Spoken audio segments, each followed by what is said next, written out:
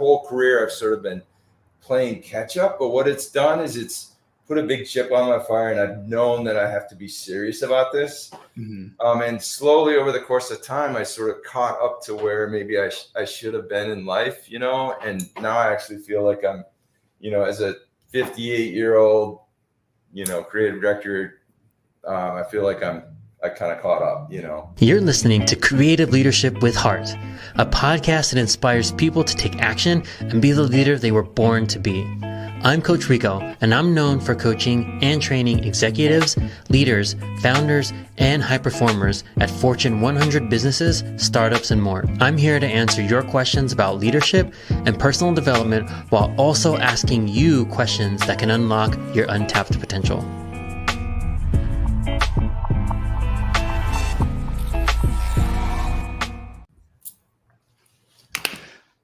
Hello, welcome to another great episode of Creative Chutzpah. My name is Leonard Samuels. I've got my co-host Rico Nazal and our guest for today, the legendary Peter Stark with AV Print. He is the VP head of print. He is also one of the principal founders of Bond, not James Bond, but Bond the agency themselves. And he is also a husband and a father. Welcome, Peter, to the show. Yay. We're going to kick it right off and ask you exactly who you are from your own words. Please tell the viewers your origin story. Yeah, thanks for having me, Leonard. Thanks for having me, Rico. Sorry, what was the question? Who are you and how did you get into this business? Yeah. Well, I am Peter Stark, indeed. I have been doing this should be prepared here, but for about 25 years, I guess. I started late in life. I went to school when I was in my late 20s and took a couple of design classes and liked it enough to apply to a BFA program in New York City, which was kind of the kickstart of my career. But as fate would have it, we moved to New York and I skipped out on school and found my first job instead and started my career at a little place called Bauda Design in New York City, on Canal Street. Oh yeah, I know Canal Street. You can get some great bags on Canal Street for like $5. Yes, you can. And batteries and sunglasses, everything, and pinwheels and whatever you need, man. So that was sort of where I cut my teeth, and we did a bit of what I do now. Some movie stuff. We worked with Miramax back in the day and Blue Note Records. So I was doing music and movies, which was kind of the dream job for like a junior designer, working in a company of 3 people.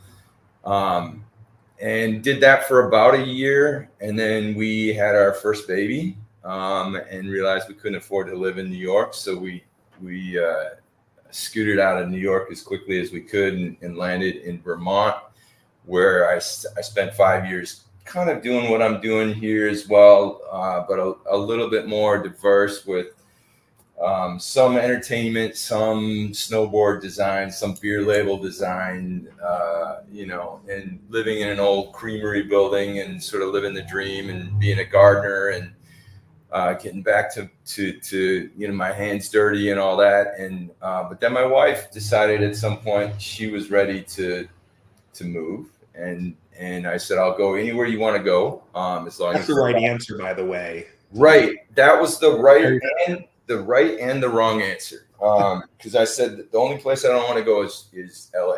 Oh, like, well, let's go to LA then. And so here we are. We moved here about 20 years ago. And my first gig here was at a place called Art Machine, which is a familiar name. They still are in business. But when I was at Art Machine, it was a smaller place. We're in Culver City. There was about 40 of us. It's sort of a boutique shop that did a really great body range of work. But I think the Friday before they announced they were going to merge with Trailer Park, I left and we sold our house. I quit my job. We kind of like just checked out and did that for about 2 months, one summer. And then when I came back, I landed at BLT. I spent about 5 or 6 years at BLT. Eventually had a pod there, and sort of it's where I got my start as a creative director. And then from there, I went to partner up with the four other owners of Bond, and I was a partner and as you said, one of the founders there. Worked there for about 7 years. I helped build that place from like 6 of us the first day to about 160 of us when I left. Super grateful for that opportunity and all the experience I got there. But about 5 years ago, a month before the pandemic hit, I came over and joined Chad Miller and Brent Buckman and Tommy and the crew here at AV Squad, and they were doing incredible AV and trailer work, and they had some other divisions, but they did not do print. And so they hired me to start the print team. So it was a team of 1 on day 1. And then I quickly partnered up with a guy named Brian Lozano, who is one of our creative directors here. And he was my first hire. And then the rest is sort of history. Through the last 4 or 5 years of fuckery, we've managed to build a really nice shop with really amazing people. And we've got a great client list, and we're doing exactly what we want to do. And, and having fun with it. So that's kind of my 25-year history in 5 minutes. Nice. Sounds like living the dream.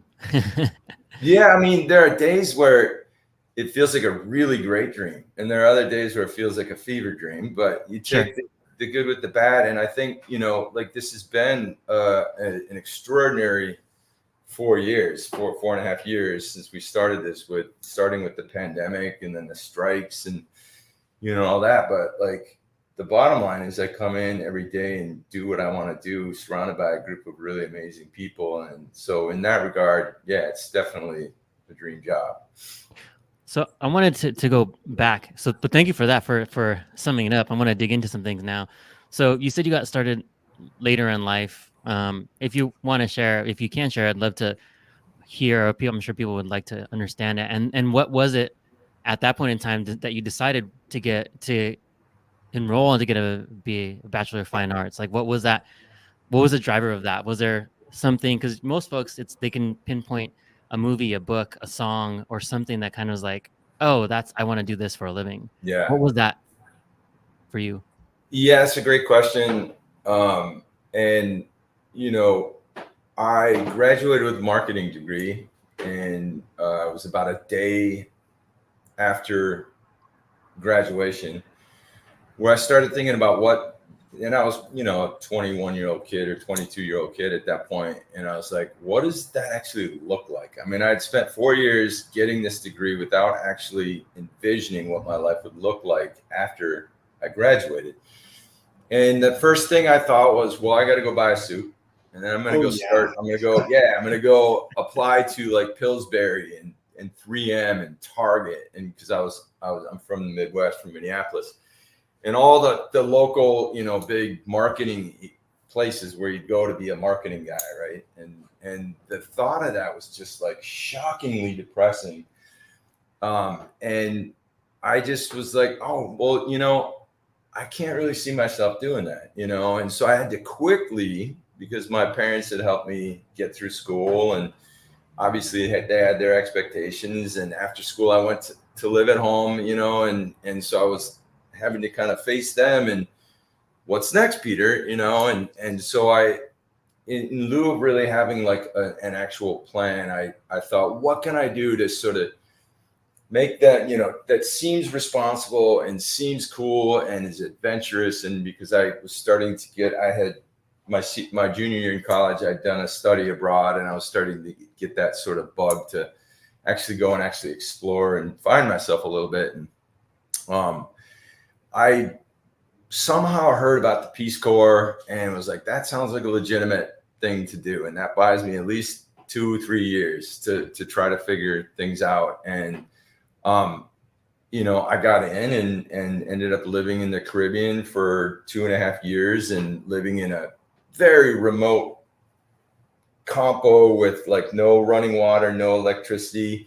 I had a hammock for a bed. I had a thatch roof. I built my own bar to, you know, and I had a bamboo chair, and like, it was like an opportunity really for me to sort of clear everything that was familiar to me, and really sort of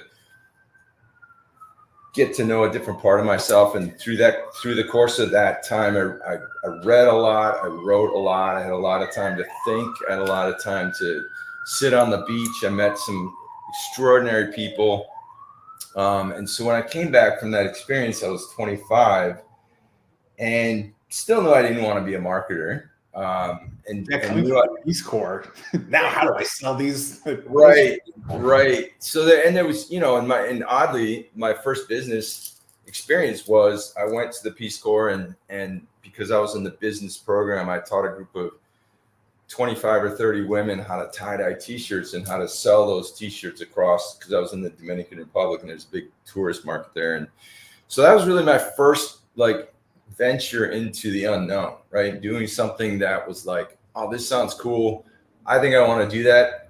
Fuck it, let's do it, you know? And so I recently had like a 35-year interview with like an ex Peace Corps person. And they asked me, what did I take out of that experience and how does it relate to what I do? So I'm sort of coming back around to things, hopefully here.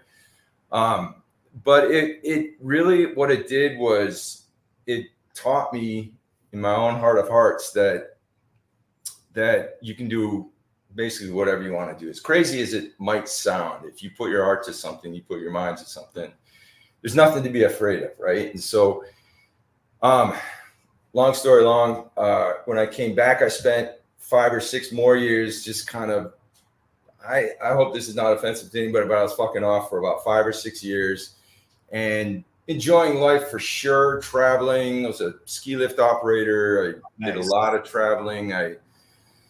But then when I was in my late 20s, I said I started late. I think I was 29 and I got married to my wife of soon to be 30 years, Miriam. And she sort of inspired me to start thinking about maybe I should get my shit together and actually do something with my life, you know, that was 29, you say it so casually, but 29 at that time really was something. Oh yeah.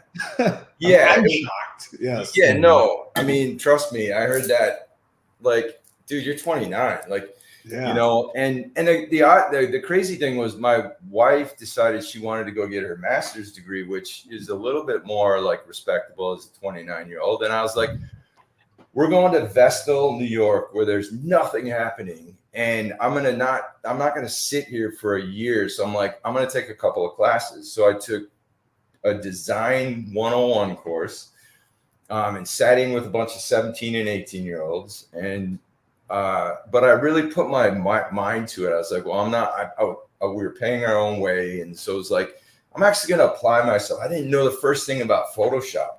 I literally didn't know anything about anything. And, you know, and so I took a couple of classes.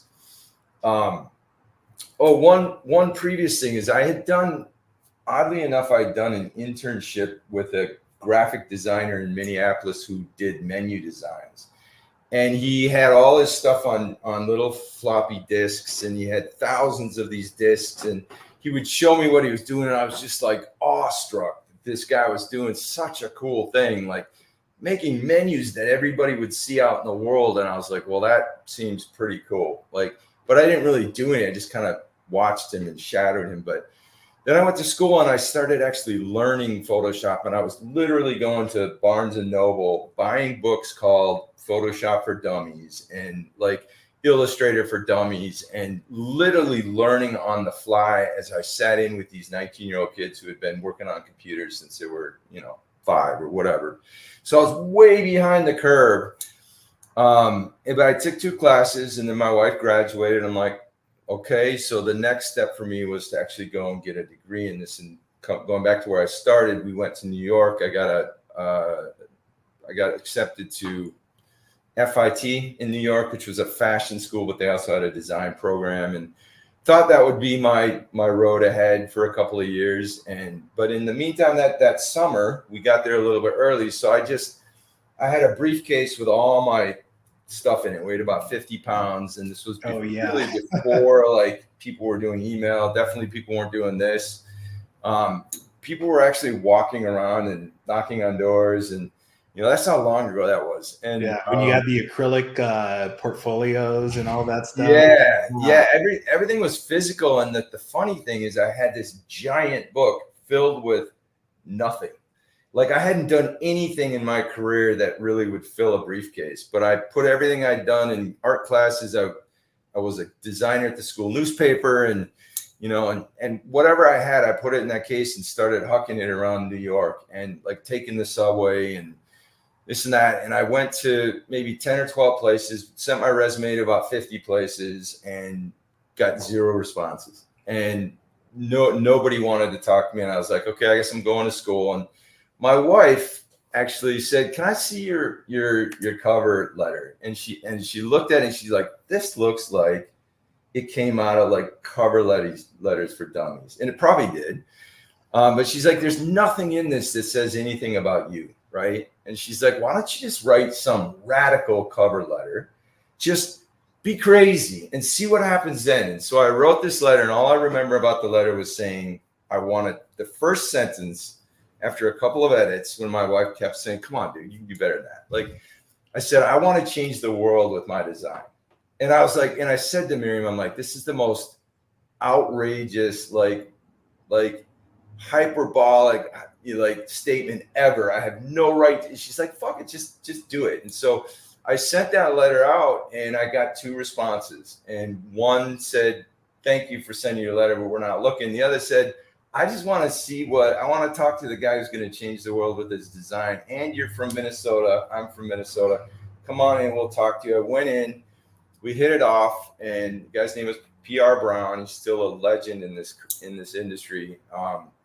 And he gave me a shot, and that was it. And so at that point I was 30 years old. I was a junior designer making 30 grand. I had to negotiate for the extra 5 grand. He offered me 25. I took 30. Come on, Peter. Yeah, you nail that. You get the extra. I know, man. I know. And I was thinking about that. Like, how much do I actually need per week to get by in New York? And bottom line was, it was enough for my wife and I, because she was also making about 30 grand. But then the minute we had our kid, it was like, well, that's not enough. So you had a lot to fight for at that time. So I guess to answer your question, like, it was really a series of events that was extraordinarily non-linear. Like, I did not, as a kid, go, this is what I want to be.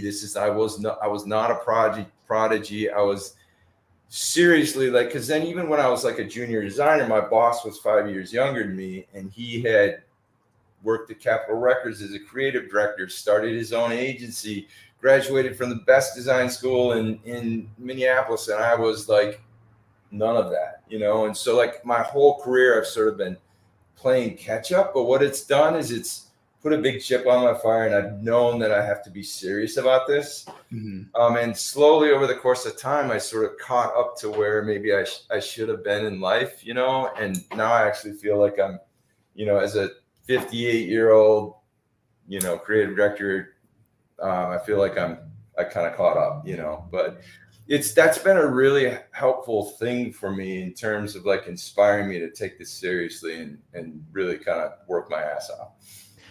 Dude, thank you so much for sharing that. Like, if we didn't go back, we would have missed out on that amazing story. And the things that I took out of that were discovering resilience, right? And knowing what you want and actually taking the time. So you might have thought like you were fucking around for whatever, but I look at it as like you were taking the time to actually, we spend 70 to 100 years on this planet. And how much of that do you want to be doing something you don't like? Right. So like, it took you maybe 5-6 years, which is a drop in the bucket in the grand scheme of things, and now like to where you are really loving what you do and enjoying going to work. So was it worth it? This is a rhetorical question, but was it worth it to take that extra time? Or, you could be a marketing executive at Target right now, wearing a suit to work every day, right? Talking to like these random brands. that could have been the alternative. That could have been. I think about that a lot. And I'm so grateful. Yeah. So thank you for sharing that story. I hope a lot of people should probably go back and re-listen to that, because it is a non-traditional, non-linear. But would you be where you are if you didn't take that path? No. Yeah, I'm still like, my jaw is just open from being a junior at 30 is wild, bro. And to make so much accomplishment, because, you know, it's, again, not to just like build you up or anything, but just me when I was a junior designer, even moving towards an art director and all that stuff, I had already heard whispers of Peter Stark through the halls, at the Clios, at all these different places. And you're shaking your head no, but yes, people were like, Peter Stark, Peter Stark, Peter Stark, Peter Stark. Go talk to Peter Stark if you can. Go talk to Peter Stark. So, you know, it meant nothing more to me at the time because I was just like literally just a random, you know, designer. But for people today that are getting their career started at the age of 30, what is your, you know, basic like mantra to let them know it is okay to get a late start in your career? It is okay to change professions and directions and all that stuff. Yeah, I mean, I have a tattoo on my wrist that says now or never, right? And I think that like at some point in my life, I just realized that, you know, because and I still do this today, right? Like you go, oh, I want to learn how to play the guitar, but God, that's going to take me like 5 years. And then you go, well, in 5 years, you could either be a really good guitar player, or you could be wishing you'd learn how to play the guitar. And here I am wishing I've wanted to learn how to play the guitar for longer than I've been a designer, you know, but, and I never have, you know, because I just haven't made that leap. So I would just say that like, it doesn't really matter where you are in your life at all. It's just when you make that choice that you're going to actually dive in and really be passionate about something. And at that point, there's no stopping you. It doesn't matter if you're 30 or 15 or 50. You know, so, I mean, I'm one of the older guys in this profession. There's a lot of young people that surround me, but you know, it really is. Age is so irrelevant, you know, in terms of like, it's your spirit, it's your energy, it's how much passion you have for something that defines you, right? So, you know, I think that was the thing is if I would have gotten started at this as a 22-year-old, I may have just taken everything for granted. And I may be at the same place I'm at right now had I gotten started 10 years earlier, or I may not never have gotten here because I may not have ever been as passionate and as committed and as motivated as I was when I did start late. So, yeah, I don't know if that answers your question, but. And you seeing where you are now, you're able to see the forest past the trees more so. To be a designer and get through all that in the 2000s is like being at Capitol Records in the 80s, right? It was just crazy all the time, I'm sure. What has this industry been like for you, and how have you been able to navigate your work-life balance? Yeah, the work-life balancing is real. Like I would say that as I get older, hopefully gain a little bit of wisdom. You know, my life is more balanced now, in spite of this fact that, you know, I have more responsibility now than I did as a younger designer. Like I am much more conscious about that balance. And, you know, it's important.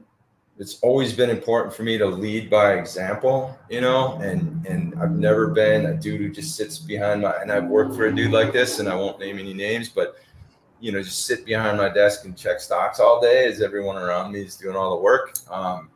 But, you know, so I've always tried to lead by example. And one of the things that I learned the hard way as a young designer, because I was so motivated and I was playing catch up, was I probably spent my wife would say I'm still doing it, but I probably spent the first 15, 20 years of my career working too much, you know, and not being as balanced as I should have been in hindsight, you know.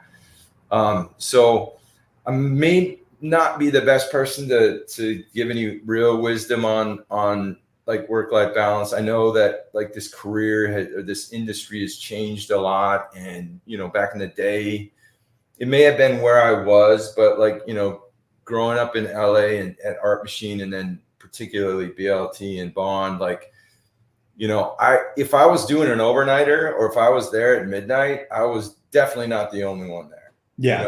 So there was this sort of, this, Leonard, and Rico, you probably know this as well. It's, there was sort of a camaraderie in it, almost like I don't know the right word, but like, it was almost like a pride in like, oh yeah, I did an all-nighter last night, It's a badge of honor, right? A badge of honor, right? Like, and it was part of that. I mean, yeah, there was just a lot of other people around me doing the same thing, and when I look back at those people all did really well in their careers. I'm not sure how they did in their lives, but they did really well in their careers, and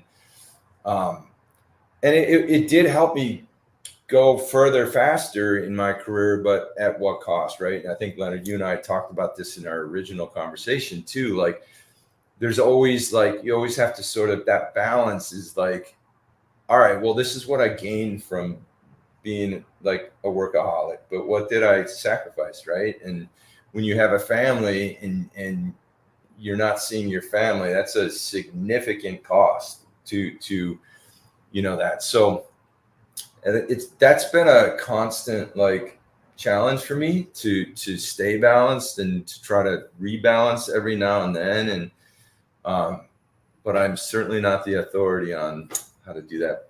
Has there been any like mantras or anything, or just anything that from your past that just feels like that helps ground you when you get that over stress and you're able to recognize, okay, I haven't been me in a while? My wife has been a really good sort of a barometer for me. Like, shout out to Miriam, by the way. Yeah, absolutely. No, and this is no joke. Like, I would not be here at all without her support and encouragement, and so, but yeah, because I could, back in the day when I was really into this, I could work 36 hours and I was still energized at the end of that. I mean, I was tired physically, but I was into it. Like, I was so into it. I loved what I was doing so much, but then you go home and that weekend you sleep all weekend, and your significant other, your family's just like, the fuck, right? Like, what are we getting out of this, And so that was always a good like indication. And a mantra, like, I don't know. That's a good one. I'm not sure I've had a mantra. It's the mantra I do have, which I'm not sure it has anything to do with, like, is the universe provides, right? Like, that's something that I say and feel and deeply like believe in. And, it's like, it's really been tested a few times in my life and my career, and particularly these 4.5 years since we started AV Print, because there were some moments where it was very touch and go. Like, a month in, we all went home. Nobody knew how to do the work from home thing, like 4.5 years ago. We figured it all out. We were brand new in a company. I didn't even really know a few of the people I was working with very well. I had to get to know them, through Zoom and through Teams and all that. So, and then that the strikes happened, and it's like, well, shit, we were like 2 years old. It's like, this is trouble, and I saw agencies that had been around for a long time going under, or letting, half their staff go or whatever. And we survived that, and we actually thrived during that. And it was like, so that is a mantra that has nothing to do with work-life balance, but it is something that sort of keeps me going, is just knowing that, like, if you put, like I said earlier, if you put your mind and heart and fully jump in, you're going to be okay. That's my experience. So to follow up on that, right? So how has the industry evolved, or has it, from those times, right? Where, yeah, the badge of honor was like everyone in in a room on the box till 2, 3, 4 a.m. Right. And it was like there was almost like a camaraderie and suffering together, but doing great work. So Yeah. how has the industry changed or not? I mean, it's just we could talk for days on that, right? In so many ways it's changed, but like, I just to give a real, like an example, and I won't name names or whatever, but like one of the places that I worked at, I heard the story of the first big job that helped break them as an agency, where they were hired by a big studio to create 2 pieces of art, and they gave them 2 months and $250,000 to create 2 pieces of art, and they were beautiful. You would recognize them. They're still like 20 odd years later. There's still these iconic pieces of art. So they really did do an amazing job on it. But I think to like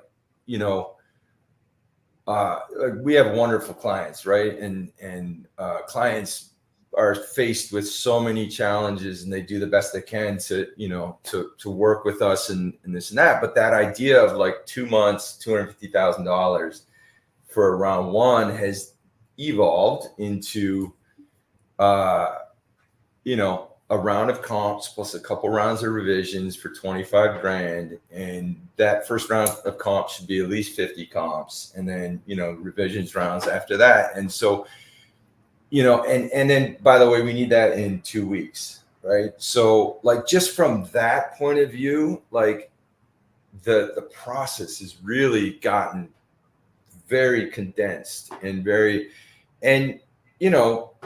granted, the shop that did the 2 pieces of art in 2 months, they were a very small shop. And now, I've been part of BLT where they were 300 people and Bond was, 160 people or whatever. Our print team right now is 35 people. So, That's really good.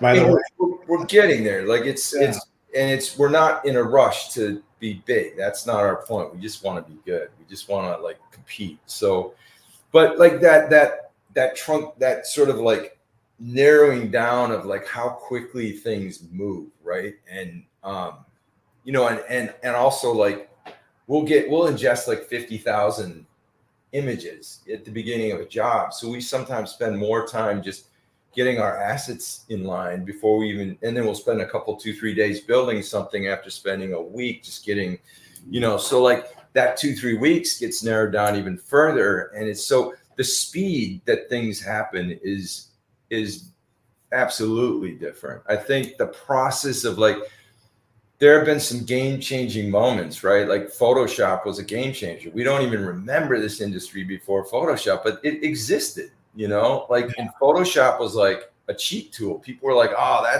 that's not real art. Like, no, and I'm not going to use Photoshop. And when I first got into this, Photoshop was kind of a new thing. And so everybody was, it had been around for a little while, but like, so I really have only been in this industry post Photoshop, but I heard stories about what it was like. And then Photoshop came around and changed everything. And then, that's been evolving. And now here we are faced with like AI, which is going to be as bigger of a sea change, and so there's these sort of generational things that happen that change the industry, and you look back and go, oh, that changed it like that. But then there's lots of other things that have sort of happened, it's sort of like a Game of Thrones where you see all of this moving and shifting, not only with the studios and the studio heads and, the Amazons all of a sudden are doing design and entertainment and, and it's like, so it's shifted that way. And there's just constant movement right now. And this business is, I think the money flowed a lot heavier and back in the day. And so you had more time, you could put more resources into things, you could sit and think and concept and, play and explore and fail. And now it's just like, oh man, there's really not a whole lot of time to experiment and fail. You kind of gotta, and so not to skirt your question at all, but there's so many things that have changed about this business. Streaming, like, our actual business changed during the pandemic, right? Because nobody was going to theaters. And so I sort of like, my wheelhouse was more theatrical and movies. I had done some TVs, and so when I landed here, after Bond, where we did HBO, we did TV, but we did mostly theatrical. And I came here and it was like, that was kind of the intention. And all of a sudden we're working with, and gratefully we were working with the Netflixes and the HBOs and really doing more streaming and that type of thing. So, and that's been industry wide, but it's been interesting in my own personal experience, how I have sort of gravitated towards that, as most of us have, because that's how the business is sort of shifting, so, but yeah. Having such a, sorry to cut you off, and having such a breadth of life experience, what is your vision for AV? For this new team that has been growing. Yeah. I laughed at that because, I had a vision when we started this place, and it was very clear, very defined. And, through the course of the first few years, we sort of got there, and then the last year or so, the last thing I want to do anywhere I'm at, and this has always been the case, is rest on my laurels or just be satisfied, right? I think the minute that I'm satisfied with what I'm doing is probably the day that I just check out and go and retire and travel and change my life, but so that motivation of always striving for the next big thing, what's the next step that I can take, and what can we do as a team to, the last 6 to 12 months or so, I recognized about a month ago that it had sort of gotten a little fuzzy. We'd accomplished a lot of the things that, we had set ourselves up, like we had built this place to, by this place, I mean the AV print team. Right. AV Squad has existed and been a powerhouse for 20 plus years, but we're still new, we're still young, and we're still building. And we'd gotten to a point where we were really a functioning, capable, fun shop that was competing. And that was the original goal. And so then it was like, what's next? And I realized I hadn't really personally defined that. So I started having conversations with the core team here and some of the team leaders on the print side, asking them that question. And then it would inevitably bounce back. Well, that's a great question, but what's your vision? So I actually sat down about a month ago and wrote my vision. And I'm not going to share the entire vision here, but what was really helpful was that I sort of redefined and re-energized what I'm doing here, what I want to do here, what we want to do here, right? And what I realized and recognized in the vision was that there's fundamentally, it hasn't changed. Like, the vision is still to compete, produce the highest level of art and service. And there are days where I'd say service and art, because I actually was taught this years ago and it was disappointing at the time, but now I've really sort of learned to sort of appreciate that we are a service business that does art. And I think a lot of people come into this going, I'm going to be an artist, and it is artistic what we do, but the fundamental product that we offer is service. And so in the best service, it's supported by great art, right? Because what we're doing is art. But so anyway, it's offering the best service, the best art, and creating that. And this is the one that's sort of new in my career now, in a way that where we can still maintain a work-life balance. That's part of my actual statement. The work-life balance thing is a part, and I summed it up, and I don't have it in front of me, but I basically summed it up in a longish sentence of what we want to do here, what I think we want to do. And then I offered it out to, the 35 other people and said, please give me your thoughts on this. And if this resonates, cool. Or if you want to add to that, because it really, to me, like, we are defined by every single person. All 35 of us have an ownership, you know, in our experience here. And yeah, look at you, a man of the people. Feedback and everything. You know, that's just telling them like this is how it is. well, yeah, that's not my style. For Yeah. sure, not my style. And to a fault, I think sometimes. Like when I started doing this, I literally wanted everybody to be a part of every decision. Then I realized you can't get anything done that way. And so I've had to learn through the course of my career in doing this that there are times where it's makes sense and it's efficient and it's like productive actually to get people's point of view. And there are other times where I just got to roll with, you know, Yeah, that's why you're in the seat, right? Yeah, Yeah. like you just want people to feel like they're part of the process, so they buy into it. Because well, yes, especially when it's like creating a vision for this place, because there's only so much that that I can influence everybody's day-to-day experience here, right? And if people are coming in and their experience is not happy or not healthy or not, there's no balance or whatever, and that's going to drag the energy down of the whole team, right? So I firmly believe that, like, you know, we all add or take away energy from the group. And so, you know, if I'm going to share my vision, I would love to think that everybody that is working with us also has their own vision. And it may be, in their particular case, it might just be their personal vision. This is what I want from this experience at AV Print. But for some of the more senior people, I'd love for them to start thinking about it. Well, this is what we want as a team, you know, and to be a part of that group vision. And hopefully our group vision aligns with people's personal visions. So, yeah, so the man of the people thing is real. It's, you know, that I, you know, this is, I'm not, you can edit this out, but like, you know, I don't think I'm alone in saying that, like, about every other day I have imposter syndrome. Like, what is it about me that gives me the right to make decisions? I think it's the hair.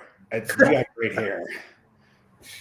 Well, thank you. But aside from the hair, what is it that gives me like this platform and this forum and makes my opinion, you know, more important or more valid or more relevant than anybody else's opinion? And the truth is, like, experience, you know, and talent and all that, but like from like just a subjective point of view and how, you know, nothing really. And so, like, it's really important to me to engage and to get people to be involved in this process that we're creating here, you know. So that I guess that if that makes me a man of the people, then I'll take that. Yeah, it's crazy. It's crazy you mentioned like imposter syndrome, but yeah, like that, I would ask the opposite. It's not what have you done to have that voice and platform. It's, you know, the quite opposite. What have you done to not have that? And you've been, like you said, you've been doing this for 25 plus years. So what makes you feel like you don't have the ability to say these things? And it's rhetorical. You don't have to answer that. I mean, the 25 plus years and the proof that you've done this multiple times everywhere you've gone shows that you're pretty good at what you do. Yeah, look, therapy's helped me, and my wife has helped me, and conversations with really amazing people have helped me to be able to own that and not be like, oh, you know, like whatever, like, just so I'm not. It doesn't do anybody any good to deny your talent like that. That is, like, I come from the Midwest, and I can't remember exactly what they call it, but there's a very strong thing in the Midwest where you don't want to stand out, right? You don't want to stand above the crowd. You don't want to stand out or whatever. And so that's deeply ingrained in me. But the truth is, like, it's not that I don't deserve to have a voice. It's how do I engage everybody's voice? Because I recognize myself in some of the younger designers, and I recognize in I've learned through the years that great ideas and great creativity and answers and solutions come from just about anyone, anywhere, anytime. It does it. And look, some people have gotten really good at it and can repeat that over and over again. And you lean into those people, but like to disregard or to not pay attention to everybody's point of view, you're just missing an opportunity. So I guess it's not that I don't feel like I deserve to be making decisions. It's that I think a lot of other people deserve to be a part of that conversation. Right. Yeah, Also, absolutely. You can spot the passion from your associates. Yeah. And that has been one of my big motivators over the years. Whenever I felt like I wasn't being included, I just moved on, and I, to the point where I had to kind of just do my own thing. And so I don't ever want to be that dude for somebody else that motivates me to go move on because they don't feel like they're being engaged or included in the process. So that's me projecting my own thing. And hopefully that's, a positive projection and does, and then what I've learned is some people really just don't want to be on the hot seat like that. They'd rather just kind of find their groove, put their headphones on, and that's fine too, but I don't ever want to not include somebody who wants to be included in that conversation. Yeah, I don't think it's just you. That's what good leadership looks like, right? And that's how I coach a lot. That's what the coach part is. Coach a lot of people through it. One thing I used to always do, and I know a lot of people start to do this. A lot of people I work with is get everybody's goals, 3 personal, 3 professional, and you can mix all that together and get them included. So there'd be, and I did that with all 135 people on my team. So I would know, like, oh, that person wants to cook more. They also want to present or pitch more. So in the same conversation, we're talking about pitching. I'm asking about, like, what are you cooking at home? What's the new recipe you got? So you get to know each other as people, as human beings. And you also know that I have your best interest at heart because I'm going to help you get better professionally and personally. So like, that's what I'm hearing from you is like, you want to get involved in their lives and help propel them forward. And one of the things I used to always say is like, look, I know this business, Netflix, you probably won't be at Netflix your whole career. This might not be your forever company. Mm-hmm. Whoever hires you next, I want them to say like, God damn, where did you come from? Like, you're the best at what you do, right? If they can say that, then I was successful in helping that person achieve their goals. Nice. I love that. I'm gonna have to hit you up for some coaching at some point. I love that. And that resonates. Yeah.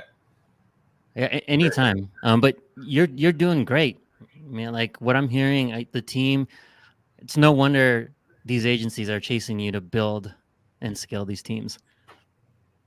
Yeah. I mean, I feel like, that it was interesting, man, Leonard. Maybe you and I talked about this too. When I left Bond, I actually was very curious. I even said this to my wife, like, is anybody going to even know I'm gone? Man, they knew so hard. Dude, but I was so pickled in my Bond experience and so all in when I was there that when I left, I was just like, fuck, nobody's going to care. Nobody's going to even know, like this and that. And, and it turned out to not be that, which to my surprise. Even the hot dog vendors outside my work knew. They're like, "Did you hear about Peter?" And I'm like, "I heard."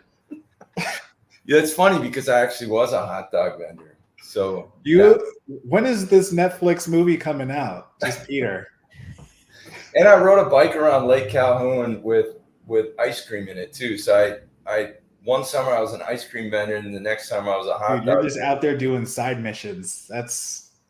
Yeah, I'm going to write a book on how not to go about building your career, how not to waste 10 years of your life trying to figure out what the fuck. No, I think it just helps make who you are. You already have like a super chill vibe.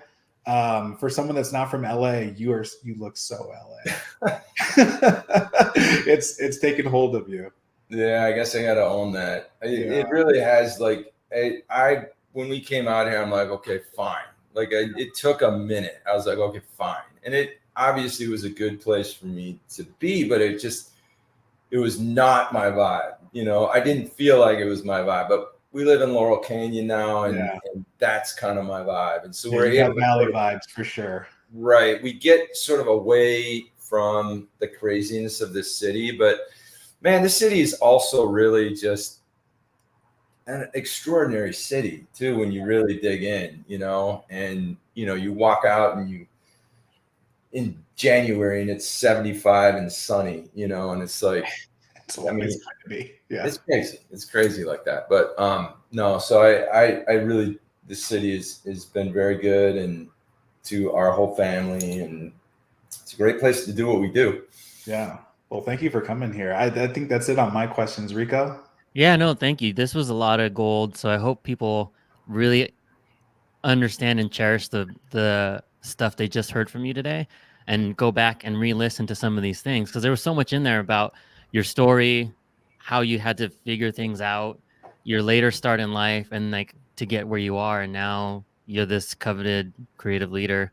It's been an amazing journey, and thank you for sharing it with us. Well, you're welcome. Thank you guys, and it's been great to get to know you guys, and I admire what you guys are doing on your side too. So, yeah, happy to talk anytime, and love to get to know you guys better as we go.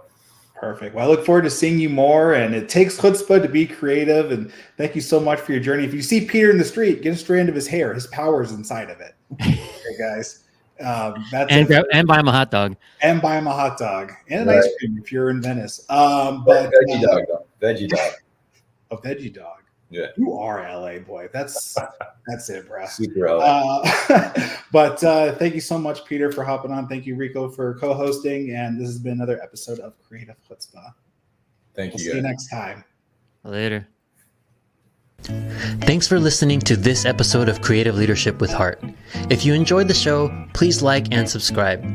If you're ready to make huge, lasting change in your life, then what are you waiting for? What will your life look like if you took action today? What would it look like if you didn't? If you're serious and you're ready, book your free strategy session today, and let's make your future a reality.